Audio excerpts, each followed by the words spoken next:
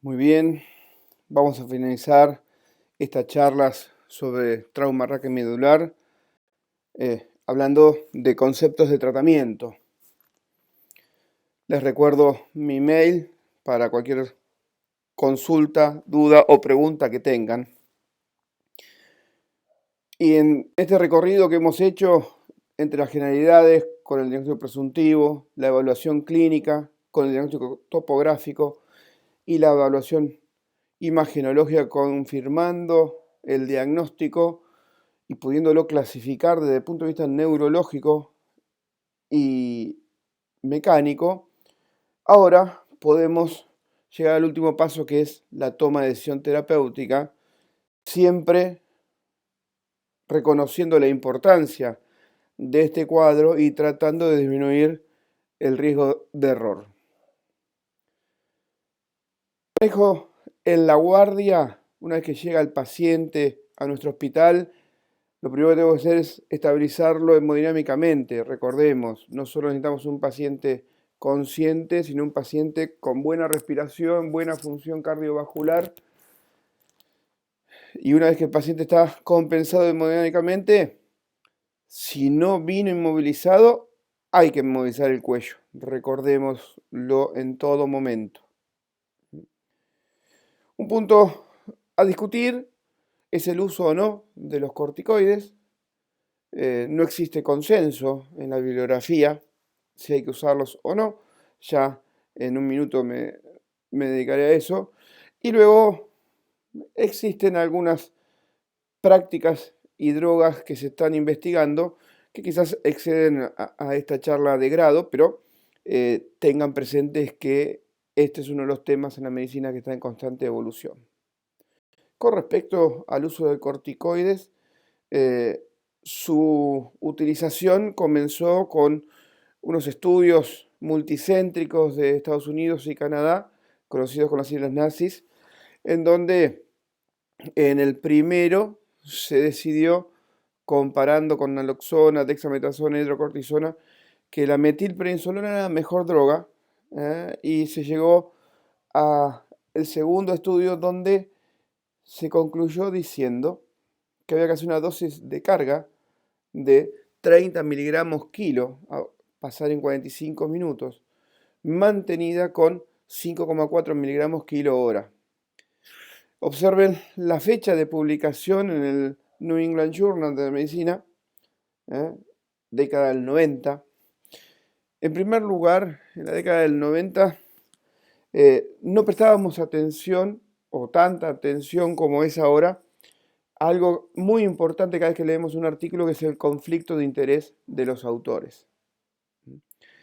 Eso no quiere decir que si un autor me dice que recibió alguna remuneración, alguna ayuda para realizar el trabajo, no quiere decir que sus resultados no son válidos, pero tengo que tomar como quizás fue influenciado por la industria. Tampoco quiere decir que si no tuvo ninguna remuneración económica o de algún otro tipo, no fue ayudado para realizar el trabajo que estoy leyendo, los resultados son 100% valederos. ¿eh? Pero es una declaración. Y en ese entonces no se supo o no se leyó que el primer autor de este artículo era empleado del único laboratorio del mundo que fabrica la metilprednisolona. Eso quizás hoy lo tomaríamos con cierto recelo, pero en ese momento el artículo fue muy criticado por otras cosas.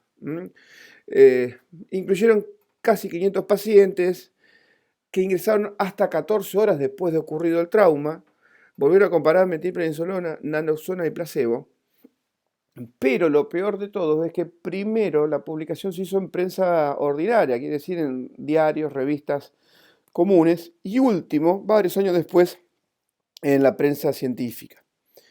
El tercer trabajo de esta serie, observen que fue hecho 7 años después, o publicado 7 años después, definió que si la primer dosis, la dosis de carga, se realizaban antes de la tercera hora de ocurrido el trauma, había que mantener el corticoide por 24 horas. Si esta se realizaba entre las 3 y las 8 horas de ocurrido el trauma, había que mantenerlo por 48 horas. Trabajo que también fue bastante criticado porque también 500 pacientes que incluyeron con traumas de menos de 8 horas, pero la estadística fue muy pobre y con muchos pacientes con lesiones parciales. El resultado es lógico si nos basamos en una primera diapositiva de la primera charla, la cascada fisiopatológica que ocurre luego que se produce el trauma. Recordemos que 15 minutos después se altera la permeabilidad del sodio, al magnesio y al calcio, que como resultado final nos va a dar la muerte de la neurona y que está amplificado por el edema medular, que se autoestabiliza a las 6 horas y empieza a retrogradar hasta la sexta semana.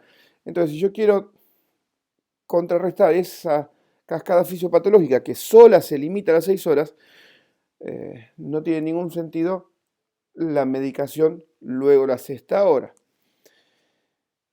Hasta hace algunos años, realmente la tendríamos que usar por la problemática legal sobre su no uso. En los últimos años, muchas instituciones del país resolvieron adherirse a usar o no a usar utilizando sus comités de ética. ¿eh? ¿Qué dice la bibliografía hoy? La última bibliografía dice que es una opción para el tratamiento en aquellas lesiones parciales, leves o moderadas de menos de 6 horas.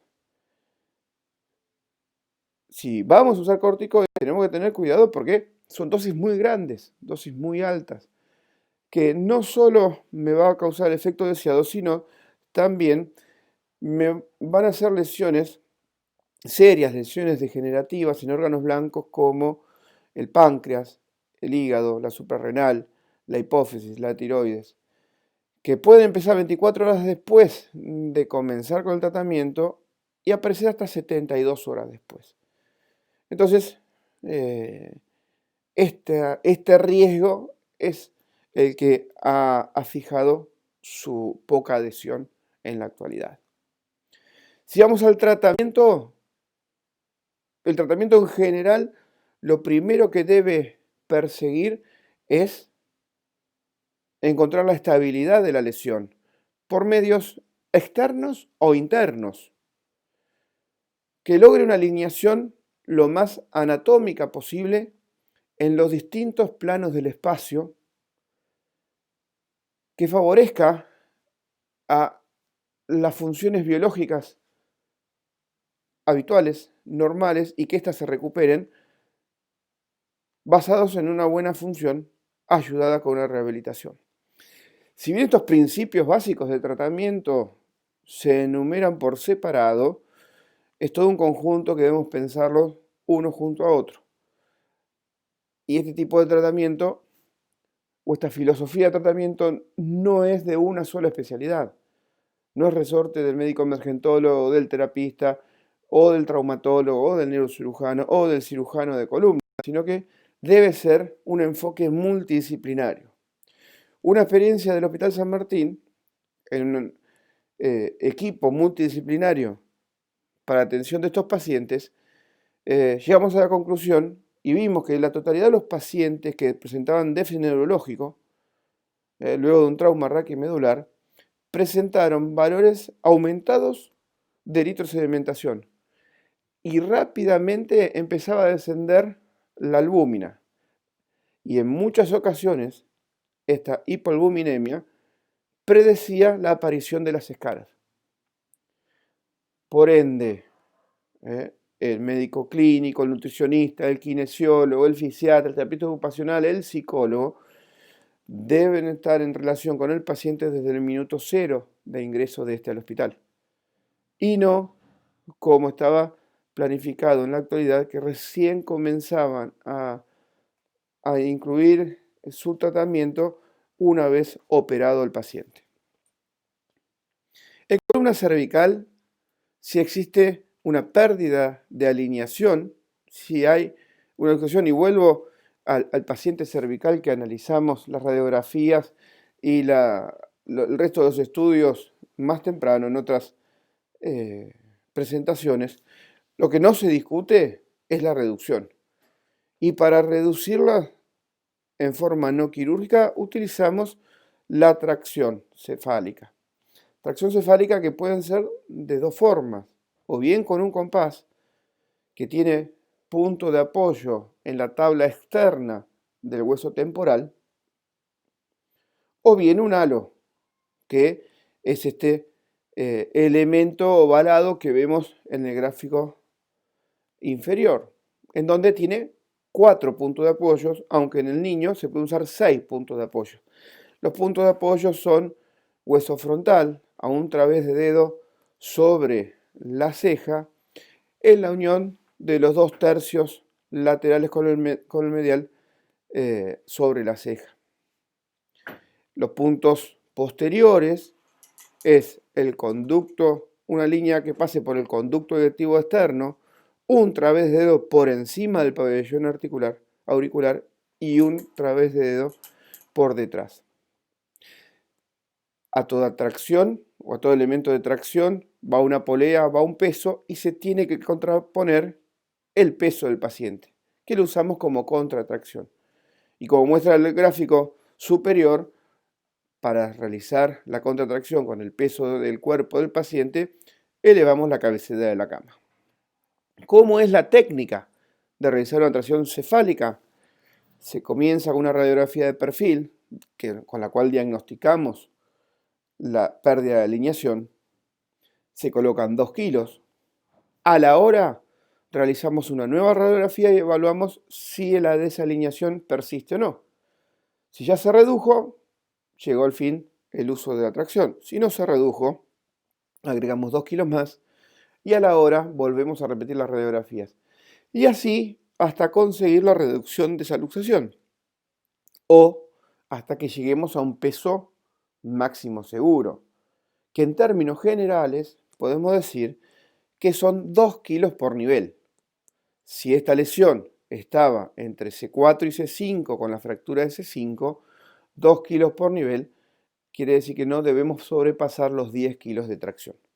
Y aquí podemos ver cómo la doble línea de las articulares desapareció en la radiografía que le sigue, cómo el cuerpo vertebral que estaba comprometiendo el canal recuperó cierta altura, se alineó mejor, disminuyó la compresión del canal y el cuerpo ganó en definitiva mayor altura.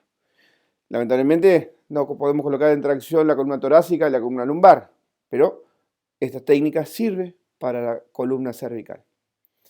Ahora bien, si vamos a tomar la decisión entre cómo debemos tratar a nuestro paciente,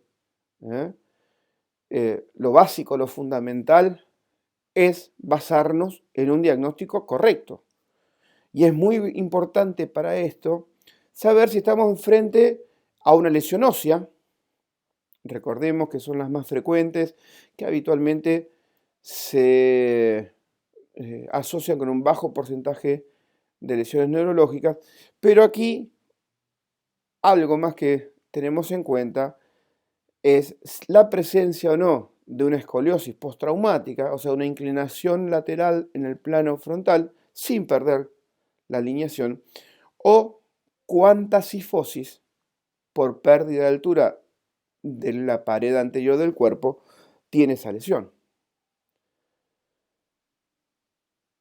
La mayoría de estas lesiones óseas, puramente óseas, se van a tratar en forma no quirúrgica.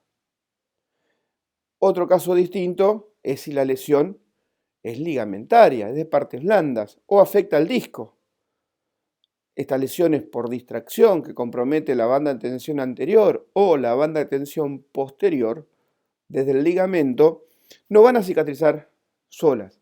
Entonces, casi seguro que vamos a hacer un tratamiento quirúrgico. O como en aquellas lesiones que tienen una traslación en cualquier plano del espacio. Principalmente las que están afectando mucho más las partes blandas que las óseas. También basamos la toma de decisión en el cuadro neurológico y es más probable que operemos un paciente con una lesión completa o incompleta severa, A, B y C, y que no operemos desde el punto de vista neurológico una franquelunasia E, aquel que tiene una lesión, una función normal. Y el D puede estar muy relacionado no solamente con el cuadro neurológico, sino con la estabilidad ósea que tenga el paciente. También es cierto que la decisión se basa mucho en la filosofía del médico tratante y en lo que acepta y reconoce nuestro paciente. En términos generales, no vamos a operar a aquellos pacientes que tengan una lesión ósea, que sea estable porque tenga poca cifosis, que no tenga una gran escoliosis postraumática y obviamente sin déficit neurológico. Y como tratamiento de estas lesiones, vamos a utilizar las inmovilizaciones a nivel cervical con un collar de Filadelfia, un collar rígido o un collar que tenga cobertura hasta el occipital y hasta parte anterior del tórax, o hacer una ortesis cérvico-torácica. En la antigüedad utilizábamos estos chalecos con casco de yeso que se llamaban Minerva, hoy reemplazados por estructuras metálicas con soportes acolchados, un poco más aceptados por el paciente. Otra alternativa para aumentar la rigidez de la fijación es tomar punto de apoyo en el cráneo y en el tórax con un chaleco. Esto es el halo, lo que toma punto de apoyo en el cráneo, puede ser no invasivo, que con velcro se fijan, o los halos invasivos con los pins, como vimos para la tracción, asociado a un chaleco de plástico. Para la columna torácica y toracolumbar utilizamos distintos tipos de ortesis, que pueden ser este tipo corsé cruciforme, que me va a impedir las fuerzas de cifosis, los corsés lordotizantes, como se muestra en la imagen, que no solo me va a impedir la cifosis, sino que me va a mantener el tronco erguido para realizar con ligamentos sanos la reducción de la fractura a nivel torácico o lumbar, o puede movilizar con un corsé de polipropileno de tipo bivalvado y en ámbito público con los corsés de yeso. Muy posiblemente, o casi con seguridad, vamos a operar a aquellos pacientes que tengan una lesión osteoligamentaria, que puede estar afectado el ligamento o porque tiene una cifosis mayor a 20 grados o una escoliosis postraumática mayor de 10 grados, sean mecánicamente inestables y obviamente vamos a operar a aquellos pacientes con déficit neurológico. Los primeros los vamos a operar para reducir y estabilizar la columna y los últimos para descomprimir, para liberar. Y aquí tenemos dos situaciones distintas para la toma de decisión. Cuándo descomprimir o estabilizar una fractura. Y la primera decisión es si la lesión vertebral, ósea o ligamentaria no se asocia con cuadro neurológico. Si es así y si la lesión es estable, ya dije, vamos a optar casi con seguridad con tratamiento incruento, con tratamiento no quirúrgico. Pero si la lesión es inestable, como dijimos, voy a programar una cirugía. Distinto es el caso que la lesión vertebral se acompañe con una compresión medular y por ende tenga un cuadro neurológico. Ahí lo que evaluaremos es si este cuadro neurológico es completo o si es incompleto que no progresa. ¿Hay que operarlo? Sí, hay que operarlo. Por más que sea completo, hay que liberar, descomprimir y estabilizar y fijar la columna lo antes posible para poder sacar de la cama a nuestro paciente. Pero vamos a hacer una cirugía programada. En cambio, en aquel paciente con un déficit incompleto, pero que empieza a progresar, o en aquel que no tenía déficit y empieza a presentarlo, y esta es una indicación de una cirugía rápida. Para un médico generalista no voy a entrar en detalles en cómo tenemos que operar, pero cualquier sector de la columna se puede operar por vía posterior, por vía anterior o en forma combinada, por vía anterior y posterior. Lo que debemos dejar en claro es el pronóstico según la lesión neurológica de nuestro paciente y por eso las indicaciones precisas de cirugía o no. Cuanto más alta la lesión, por ejemplo, sabemos que una lesión por encima de C4, que tiene mucho compromiso respiratorio, el paciente va a ser totalmente dependiente hasta la dependencia total del respirador mecánico. Las lesiones de columna cervical baja, tenemos que lograr que sea un paciente que pueda permanecer sentado y que sea poco dependiente. En aquellos pacientes de la columna torácica alta, tenemos que lograr una independencia total del cuerpo, de mi cuerpo superior para que pueda permanecer sentados. Y el fisiatra va a trabajar en pos de esas escalones de severidad. Los pacientes con lesiones en la columna toracolumbar los vamos a poder ayudar deambulando con distintas férulas de miembros inferiores o muletas, y en aquellos lumbares bajos las ortesis van a ser menores y a veces solamente la asistencia con bastones. Las lesiones lumbosacras van a ser instrumentados con valvas, de tobillo y a veces algún uso de bastón. Como mensaje final de esta serie de 4 charlas que hemos tenido, con respecto al tratamiento, la toma de decisión terapéutica se debe basar en, primero y principal, el diagnóstico correcto, en el cuadro neurológico que presenta el paciente y en el tipo de lesión. Es fundamental. Y el tratamiento debe perseguir los fines de mantener o recuperar la estabilidad de la columna, recuperar la alineación vertebral, favorecer la biología y rehabilitar la función de nuestros pacientes. Y ahí optaremos por un tratamiento no quirúrgico o por un tratamiento quirúrgico. Bueno, muchas gracias. Espero haberlos ayudado en la adquisición de conocimientos del trauma raquimedular.